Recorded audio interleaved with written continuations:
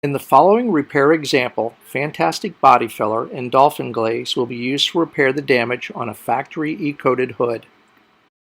The hood has been sanded with 80 grit on a DA to remove the paint and expose the bare metal in preparation for application of Fantastic Body Filler. Using a paint stick, remove the amount of filler needed for the repair from the can and place it on a suitable mixing board. Next, add the correct amount of hardener. As a guideline, a single strip of hardener across the top of the filler puddle is approximately 2%, as was shown in the previous video on how to mix filler.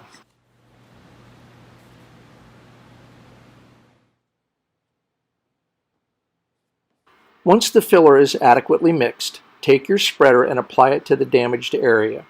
Be sure and press the filler into the repair area. This will help it to go on smoothly and will press out any air introduced during the mixing process that could result in pinholes when the filler is sanded.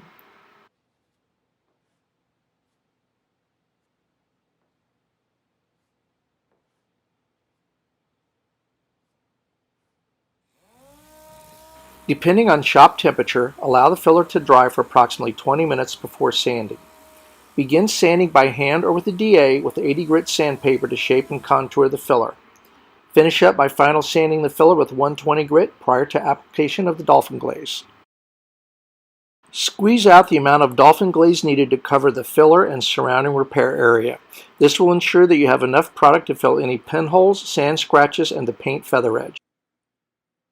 Using the same ratio that you did with Fantastic, activate and mix the Dolphin Glaze in the same manner that you did the filler. One strip of hardener across the puddle and mix until it's uniform. Now apply a thin coat of Dolphin Glaze as uniformly as possible over the whole repair area. This step will fill any pinholes in the filler and sand scratches in the paint feather edge.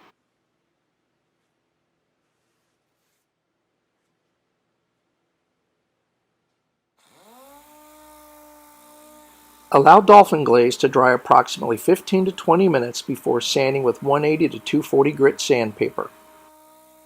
At this point, many technicians will final sand with 320 grit sandpaper before moving to the next step, application of primer.